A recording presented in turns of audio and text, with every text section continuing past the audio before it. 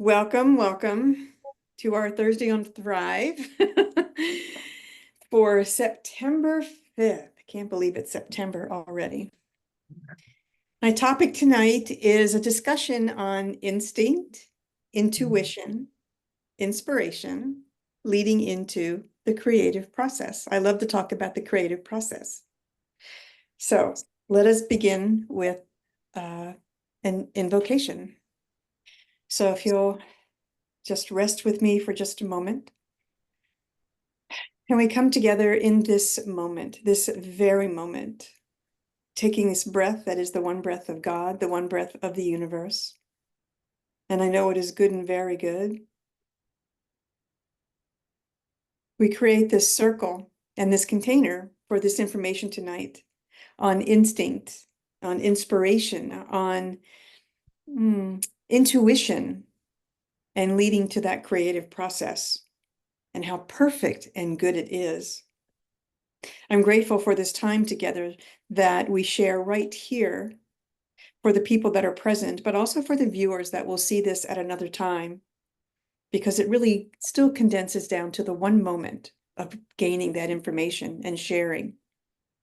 And so I'm grateful for what I can provide. I'm grateful for what the other participants provide, for we all learn in this one moment. And I know it is good and very good. And so we begin. And so it is. And so it is. Nice. Okay, so my talk tonight, I'm going to adjust my screen here just a little bit. I'm going to focus on two books tonight for this talk, or actually three books, I'm sorry. I'm going to talk about the Original Science of Mind, 1926. You guys can see that. I bought mine. Yeah, you got one. Oh, look at that. I like that cover. And our current one, 1938. Now mine's a little different. It was a gift and has lovely little gold edges, but this is the current 1938 version that we do use in our teaching. And then I That's also have this wonderful book that a friend recommended recently. Hidden Power of Human Problems, the 7 Parent Thoughts Behind All Human Problems and How to Overcome Them by Frederick Bales.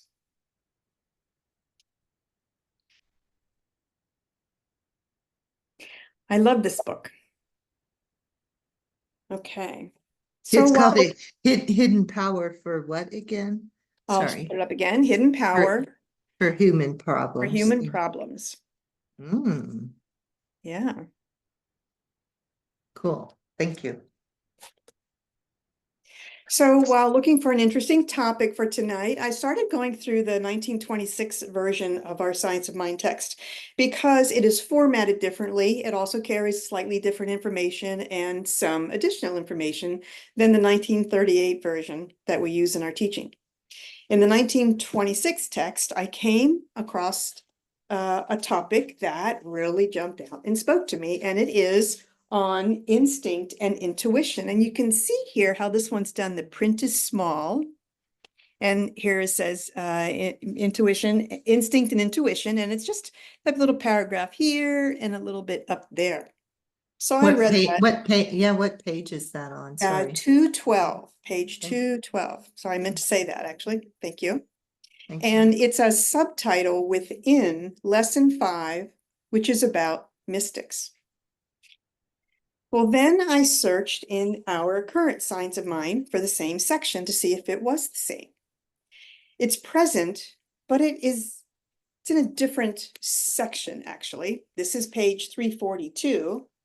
It does not have its own section, but it is embedded in the paragraphs and in the writing under the title of Cosmic Consciousness Illumination. And so I thought that was very interesting. It's in the chapter of what the mystics have taught. Some of the words have been changed, which I find interesting as well, because words have power and vibration.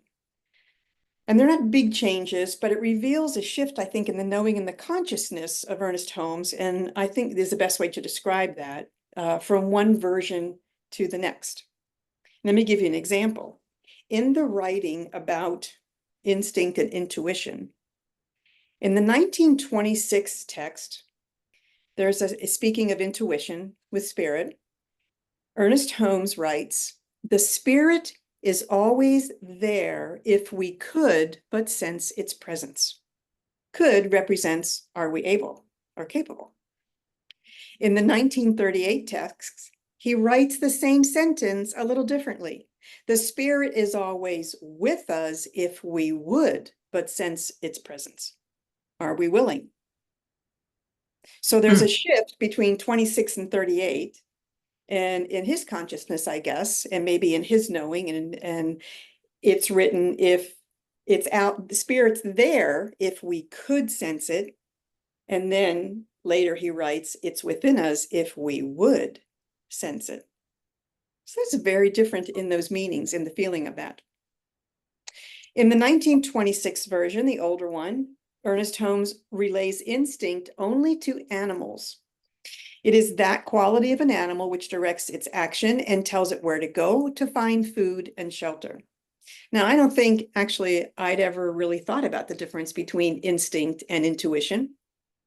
I don't know that I've ever had to really think about it before, and just has not come up in my head. But I always thought that all living creatures had some form of instinct that guides us and animals in particular situations, maybe towards survival or away from danger. I think of instinct as something quick and sharp when you need it. I think of intuition as something that shows up, when you're looking for something, but it's not that quick, sharp, immediate kind of thing.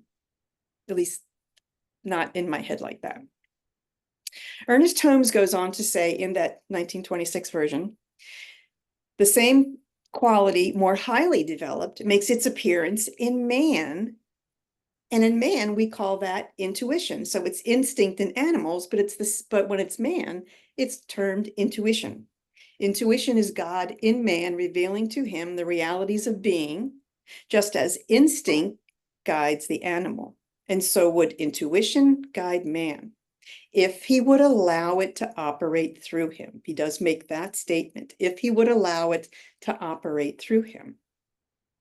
Then he cites Revelation 3:20. Behold, I stand at the door and knock. Being that Holmes puts this information in this section of mystics and psychic information, he states that psychic impressions seek to control man. Intuition always remains in the background and waits for its recognition. Psychic impressions want to control. Intuition waits to be realized. So stated a little differently, once man is brought to the point of self-knowingness, arbitrary control ceases, instinct takes a back seat, intuition, which is God in man, silently waits its recognition and cooperation. Jesus, in this quote from Revelations, silently waits his recognition and his invitation. Man must first accept, then recognize that what is coming through is intuition and guidance from source, and then the door is open. I want to go back for a quick notion again about the difference between the two text versions. Holmes states in the 1926 text itself that instinct is the quality that directs animals to food and shelter.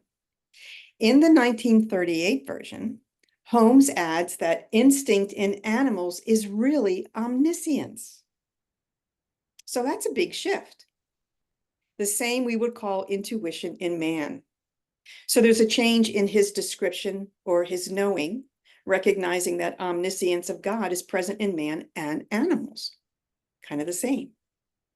So you have to kind of go back and forth between these two versions when you're looking for information and to see how he changes and even maybe how his own consciousness grows and changes. What did he think earlier? What did he think later? And the evolution of his consciousness is revealed between the two books. Just like in the two sentences I mentioned earlier, could versus would.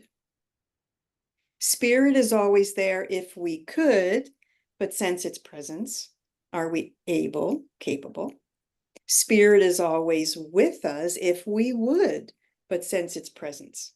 Are we willing? Are we ready? So, kind of like What did he know and when did he know it? And what really happened between those two versions in those 12 years? So I found that very interesting. I was asking Sue Ellen earlier if she had any knowledge about the reasons that the newer version was created and what was changed. I'd always heard they just were trying to take out a lot of there is more psychic and mystic stuff in here, and they wanted to take some of that stuff out, but I really haven't researched all of that myself.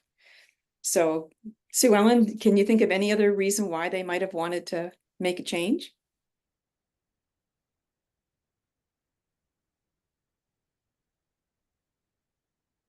You're on mute. Yeah, I can't think of any reason. I haven't heard of any reason. It just seemed logical to me that after you've written a book, that sometimes your viewpoint changes, and perhaps it felt like he needed to take the mysticism parts out so it would be more grounded.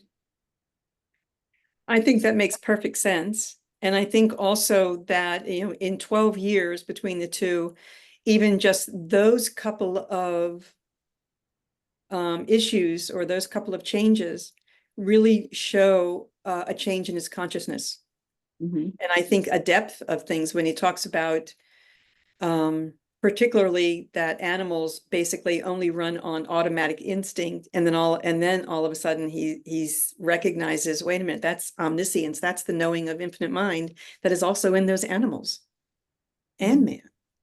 So I think that it was a big shift. That's not something I'd ever heard or realized before. So I was very lucky. I feel lucky that I found that to really look at that and the difference in that. It would be interesting to see, and maybe the only way to do it would be to take one of those huge concordances that the minister has created, and look at those two things, intuition and instinct, and see what other places, more recent even than the 1938 version, he's mentioned, and how it has shifted even more, if it has. Yes.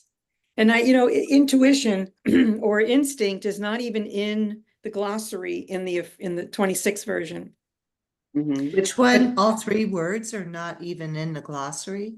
No, instinct is not in the glossary in Oh. 6 version, but it is in the glossary in the 38 version where it mentions omniscience. That is so interesting. So Yeah. I have a very basic question. Did Ernest Holmes write both books? Or in the second version, did somebody else do the editing? Boy, that's I always thought. Question, but I don't have an answer. Yeah. Huh. That's interesting. I'll have to research that. Yeah, maybe it's somewhere else, but it only has his name in it. It doesn't say that somebody else. No, in both editions, it only has his name. That's fair. So you would think that, yeah.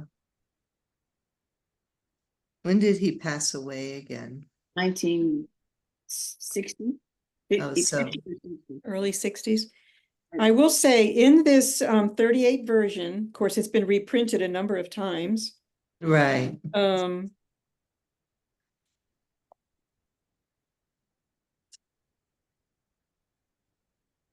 Copyright 1938 by Ernest Holmes.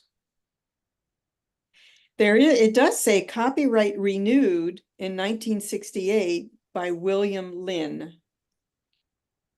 But I don't think it was changed. I think it's the same book. Yes. And I was under the impression from reading one of the early history books, one of the books about Holmes, that he didn't write it totally on his own, that he had someone help him with that. And I want to say Maud Latham, but I'm not 100% certain if that's the truth. Or maybe that's just a name that I remember. So I don't know. But I was under the impression, it was like, okay, if I was going to write this big book, I'd want somebody to help me at least kind of bounce things off of, you know? Oh, totally. Oh, Actually, I complete. thought one of his brothers helped him, the one brother who was also a minister. And Oh, I remember Fenwick, I that. thought, actually, and I just read something recently about that and don't remember, didn't write it down, of course. But I wondered if Fenwick at some point I helped him. well, I know he helped him write the book of poetry. Okay, yeah. Yeah, and I only asked that because I've always thought the 30, is it 1938? I always Mhm. thought that version was Ernest Holmes' actual words. Yeah. And then yeah. Well, like you said, both books just have his name on it, so Mhm. right, right. Yeah. Can you guys think of a story or a moment when instinct or intuition kind of popped in as a guide specifically for a situation? Uh, I I've only just used the word instinct as it pertains to animals, I have to admit. I have to admit Fair. that, it's instinctual for the geese to fly south. Yeah. Or it's instinctual for my little puppy to nest and dig in the carpet thinking he's nesting or something, right? Um, the intuition word I've applied to humans and myself, and to me, that's the quiet voice or my gut, right? I used to Yeah. always call it my gut. Right. I get a lot of strong intuitive messages quite frequently, actually. You asked for an example. Oh, geez, gosh, golly. I don't, now, of course, I can't Okay. remember one. It's I've just kind of, like, I feel like it's just part of my life. Like I Mhm. might even, be driving somewhere and for some reason it tells me don't go this way, go that way. I change my route, Yeah. right? I mean, or I might be shopping and for groceries and I reach out for something versus something else. I don't know what to say about it. Those are little Yeah. silly things. I do have intuitive feelings sometimes about situations. Yes. I hit a nurse once because she hurt me. And when she looked stunned, I said, I'm really sorry, but that was instinct. It's fine. You're saying that to her because it was Hmm. so immediate that there was no thought. There was no thought. I was, she hurt me. I punched her because she didn't tell me what she was going to do. And it was so unexpected. So So that's fair. Or like if you're reaching something and it's really hot. yeah, I think that's an instinctual move. Um, and driving, I think is a good one. When I worked in 2002, I was in Salt Lake City. They were redoing the highways because of the Olympics that were coming. And my job, I was a delivery person for a construction supply company, one of the funnest jobs I've ever had. But so I was always in a truck on the highway. And but let's think about the creative process for just a moment, because that's where I want to lead into. You get into your car, your truck, your car, and there is maybe unspoken, I'm going to get from point A to point B the safest way I can. We probably always think, that's our intention, but we don't have to say it out loud. We've put it into the ethers, so to speak. And so I found that for 9 months leading up to the Olympics, I never got caught in traffic, no matter what was going on, because I would always get an intuitive hit to turn off here and turn there. That's really cool. And they had they had a tornado, one of the weirdest things, a tornado during the summer. And I'm taking the flatbed truck out and it looks bad and I know I should not be on the road. I need to turn around and go back. And again, it was like, well, turn here and go around the block. And when I did, that's when this little tornado kind of whipped down the street and started lifting cars. And it was like, okay, thank you, thank you, thank you, thank you. Oh my It's goodness. like, next time I don't listen, please don't pay attention. Keep telling me, keep telling me. I mean, like, it's like, okay, okay. Wow. Okay. Okay, so now I want to move us into this wonderful little book. It was new to me. A friend recommended it, and I love it. I love the way these older books, it is an older book, it was written in the mid-50s. I love how these older books describe science of mind information. They're very clear and distinct about stuff. And this book has helped me, even through just the introduction in the first chapter, about putting intuition, inspiration, and the creative process together, which I thought was fascinating. All of that came together like, wow, that's perfect. That must be an intuitive kind of hit. So I hadn't thought about those three processes together, and actually don't remember that I did learn about them actually when I took financial freedom, which I wish they still taught. I thought it was a lovely class, and all the paperwork and the coloring and the pictures that we did with it. But it's the one place that I have seen these three words together. So what I would like to do is I'm going to screen share. So let's see, share. Dun, dun, dun. Of course, it doesn't come up for what I want. Where is it? Oh, that's weird. Where did it go? Let me do this. There it is. So this picture is out of Financial Freedom. Right? Now, it's in that book, there are two diagrams of the creative process. The other one, see, I don't have that one pulled. I don't have one copy of that, do I? No, I don't. So the other picture shows how the creative process moves through the spiritual plane, the mental plane, the emotional plane, the physical plane. And that really wasn't what I wanted to focus on.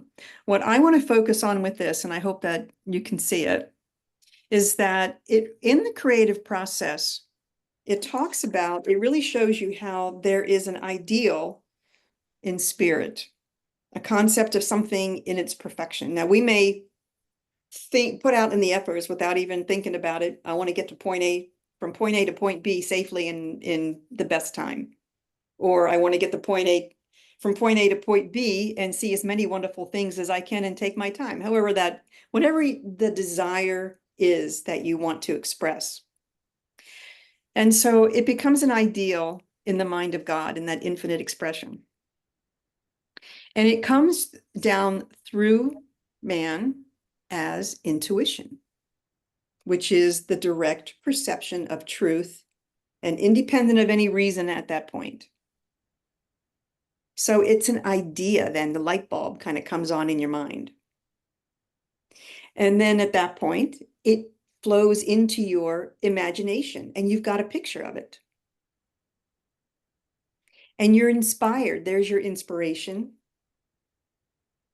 And at that point, you're ready to put that thought, that idea, that intuition, that picture into form and into action. And it becomes your experience in the world. So I'm going to leave that up for just a moment. Because this book, the way this author describes things, is really fun. Again, I want to say intuition, God in man, revealing to him the realities of being. His intuition is the little number 2, the green arrow over here. Inspiration comes down here from the human side, contact with the subconscious of the individual or race from the divine, and contact, or from the divine, it's contact with universal spirit. Blah, blah, blah. Let me say that again. From the human side, it's contact with the subconscious of the individual. From the divine, it's contact with universal spirit. There we go. And this entire creative process, the activity of the ideal moving from the spiritual plane as intuition, igniting the imagination and inspiration, prompting action or the experience onto the physical plane. So how do we get to use this in our daily lives? We live through instinct and we live through intuition and we live through this process, but do we really look at how, step by step, what's going on? So that's what I love about how this guide describes how to use it in your daily life, but also how it works through a healing of anything in any topic, any subject, and in treatment. So as he describes this, first, it's important to understand one aspect of our relationship to God. And this is from Troward.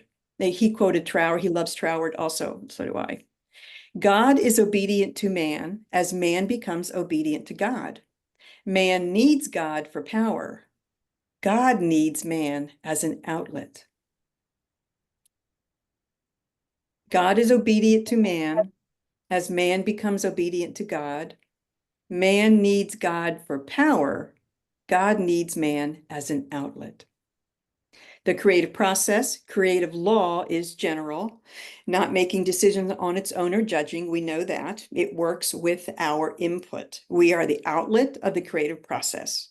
So the law, which love and law, which we put our impress into the law, is the servant. And we state our desire. Move this down, this little picture over here. There we go. We state our desire and the creative process takes over. So here are 3 steps from the book to help use it consciously and direct the action. Simple steps for how we might use it in our daily life or for things that become important. I simplify the steps here, but in the course of the book, the author elaborates in a specific story, in a number of stories actually. So number 1, understand the creative law. We must know how it works and how our own thought acts it into its working. I'm sorry, I missed a word in my sentence. We must know how it works and how our own actions are in the workings of it. I'm one who likes to know how things work and why they work. So that's why I love Troward, because he's very descriptive in all of that. So can we visualize a spiritual mind treatment knowing all the mechanics? So in the creative process, can we visualize the steps from the ideal to the intuition, the visualization, and the inspiration, and think about those steps? The author states that it is important to know the process to direct it or to know our desired outcome. So in spiritual mind treatment, we always know where we're going, like that. And when I do a treatment, I can visualize the steps of the treatment because I like to know how it works. I want to know what's happening in the quantum field. So that's my process for that. Number 2 is the visualization and correct thought. Furnish the law with correct thought to work with. Most of our thoughts are pictures or images. So along with the correct thought, what are our words? Are we being in the moment? Are we being positive? Are we being that affirming and direct and stating that in our desired outcome? And the image, how do we want it to look when we're done? How is it going to look and feel and be for us? And then number 3, release the image to the servant, the creative law. We don't disturb it. If the thought comes up in our mind again after we have finished with this, setting this in motion, we just declare, I'm glad it's in God's hands, and let it go. Ernest Holmes would write, when you plant a seed, you don't keep digging it up and moving the dirt to see if it's growing. You leave it alone. Right? Okay. True. So these 3 steps, along with understanding the process in a general sense, can resemble a spiritual mind treatment. Step 1 is the combination of recognition and unification. Step 2 is the realization. And step 3 is the gratitude and release. So as I bring this information to a close, I have one more quote from this book. Power flows between God and man when man brings his belief about himself to the level of God's belief about him.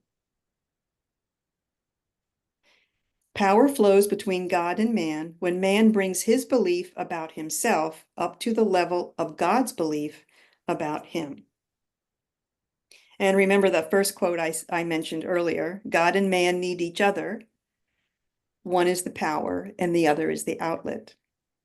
And therefore, I believe spiritual mind treatment assists us in getting us to this point where we can feel that same belief about ourselves that God believes about us. The creative process can visually show us and lead us through the path of seeing our connection to God and to the infinite mind. And each piece of the process, intuition, imagination, inspiration, and I still believe, depending on the situation, instinct, all of it assists in leading up to the path step by step. So, thank Nice. you. Questions, comments? Hmm.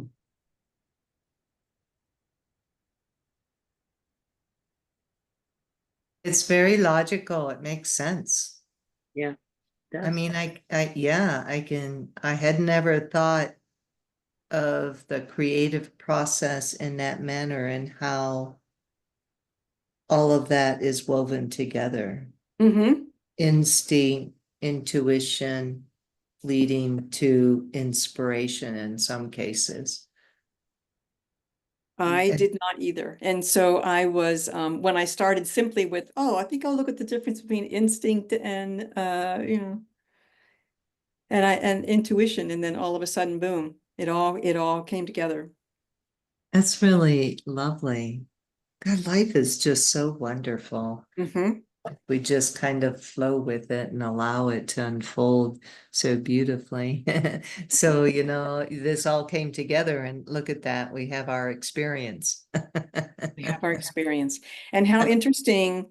And from my perspective, because I like to know how these things work, it feels important to really understand what this creative process does moment to moment when we're in it. And how would that change our treatment and what happens in our life if we were conscious of that all the time? Frederick Bales says that there's a very simple exercise of picking something that you desire to have happen and do this process the way he describes it for 7 days. And he said you would be amazed. So that's going to be my next little thing I want to try. I'll pick something Yeah, to do that. interesting. Yeah. Sometimes though, I still get in that thing where it's like, what do I want? Can I really have that? And then I start judging myself and stopping my own self from having things. It's hard to be in that place all the time, or sometimes at all, depending on what it is. Can I have that? Is it okay to have that? Mhm. Yeah. So, One thing I really love about science of mine is the science. yeah. I think that's why I gravitated towards it. One of the reasons. Oneness was another significant reason for me, and the belief in that, we're all one, and the knowing that there are many paths to God, right? Mhm. I uh but back to the point I'm making about the science. I tend to be very analytical and kind of a systems thinker myself. Whereas like an example of that would be this cute little diagram on the left of my screen where there's a system process, right? Right. On how we go from an ideal to an experience. And the same thing with the spiritual mind treatment, a scientific way of knowing and setting intention. Mhm. Now, just the scientific process, I'm using that word kind of loosely, just that logical, systematic process, you can't just use it alone. Obviously, a knowing and a belief and a feeling accompanies that in order to make something to co-create. Yes. So I just like science and logic, I guess. That was a long way to say that, but that's what I was saying. Well, there's that thing, thought plus feeling equals the demonstration. So I guess, the feeling comes into this, when you're looking, when the idea comes in and it starts guiding your intuition, and then you're like, oh, and once you start picturing it and your imagination and putting that together, then your feeling and excitement can kind of come about it. I'm looking down because I've lost a place. There's twice in here where he talks about an electrician that describes how the science they used to work with this in science and how it was proving it. And I can't seem to locate it now. Like,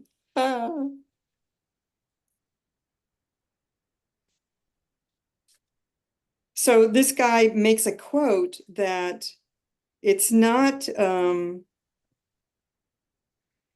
that years, this was mid-50s, so I guess, and when this guy was starting to have his medical problems, and he was talking to people, it was in the 40s or so, and then this guy was from Schenectady. I had to kind of play with that word for like, what the heck is that spell? Schenectady.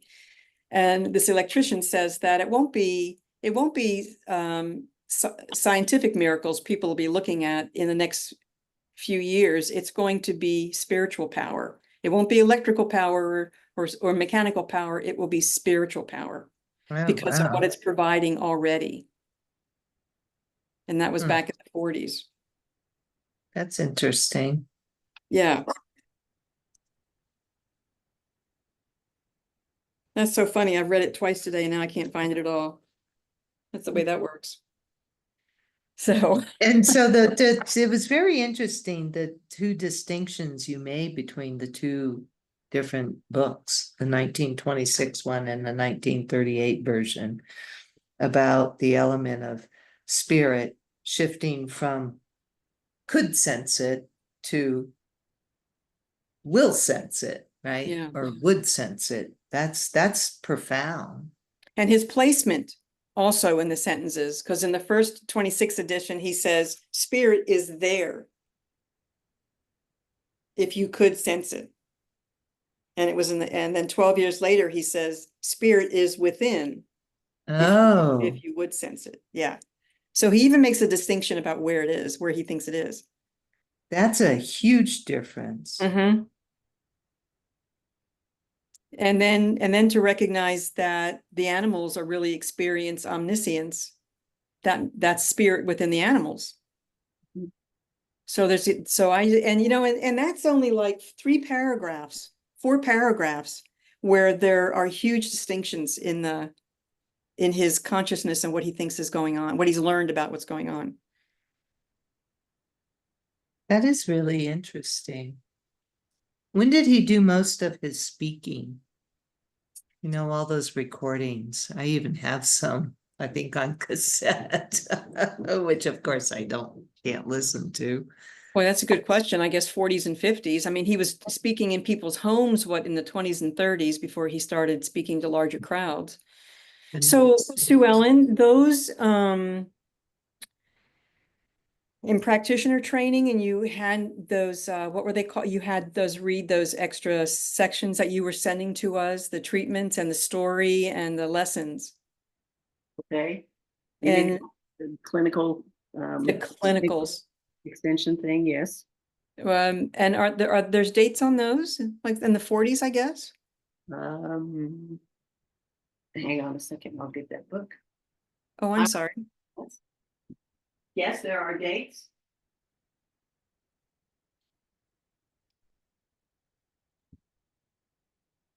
Interesting, isn't it? But it's reflective of what his philosophy is too.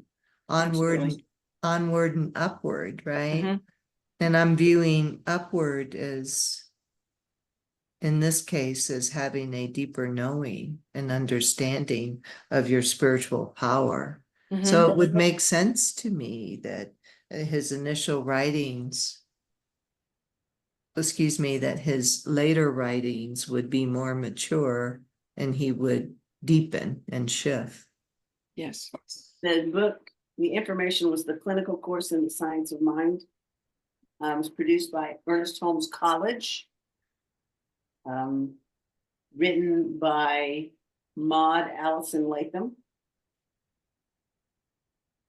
And, oh, I'm sorry, School of Continuing Education, Ernest Holmes College. But it does not have a date. Oh, okay. Oh, sorry, it does. Copyright 1939. 39. Wow. Okay. There you go. Yeah. Excellent. Thank you so much for looking at that. And I have some other early books stuff written by him. I don't know by him. Hold on a minute. I'll go get that. Okay. Yeah, this is very interesting. Yes. And I meant to have with me right here the phone number for the donation, and I don't. So I have it. one of you two that. I have it. 405-337-9739. What's your word again? Boy, that's I may have to leave the screen for a moment. Go ahead, Sue Ellen. Okay. I can tell you her word. What's Kim Bergner's word too? Kim is trust and Lynne is peace. There we go. Yep. This is the Change Your Thinking, Change Your Life home study course. Okay. Written practical course for successful living by Ernest Holmes with appendices by Reginald Armour. Science of Mind Publishing. This publication was in 1984.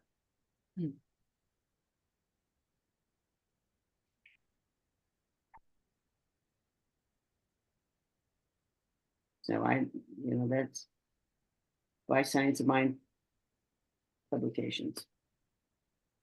And it's one of 6 Huh. home study class. Huh. They did a lot of home study back then, didn't they? Yeah. Well, 1984 isn't all that long ago, but Not yes. that long ago. I mean, I was alive then. Me too. I wasn't in 1938 or 1926. So.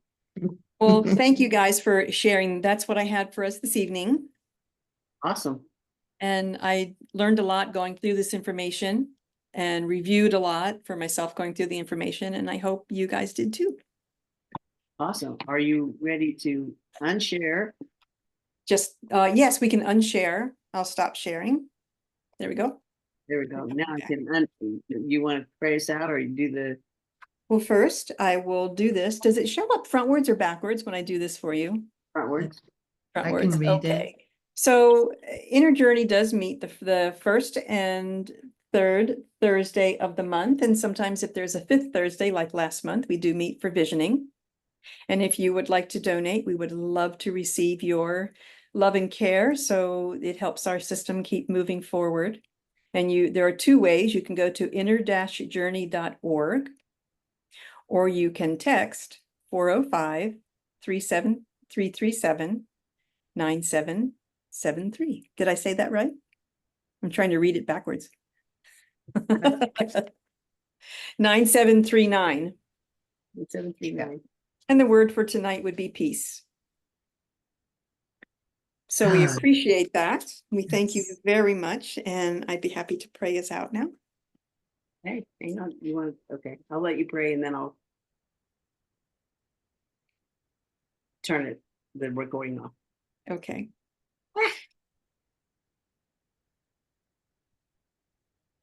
With a joyful heart, a big smile, I give great thanks for us coming together tonight for this display of sharing, enjoying, and information, and the realization and interesting fun we had between the 2 textbooks of Science of Mind and understanding Ernest Holmes himself as much as we can in this moment. And I give thanks for all that is shared. I give thanks knowing that as I go forward, I have this process in my mind to further extend spiritual mind treatment and to further extend this creative process that is working all the time, whether we input or not. So I know the importance and the seriousness of inputting my desire for the right outcome in correct form. And I know that has been shared. So I give great thanks for that. And I know that all is well from this moment forward. And peace into the night. And so it is. And so it is. That was beautiful. Okay. Love you guys. Thank you for coming tonight. Yeah, Wow. thank you. It was great. Appreciate all the work that you put into it. Makes it fun. Yeah, Okay. it does. Righty. All right. Bye. Okay. Bye-bye.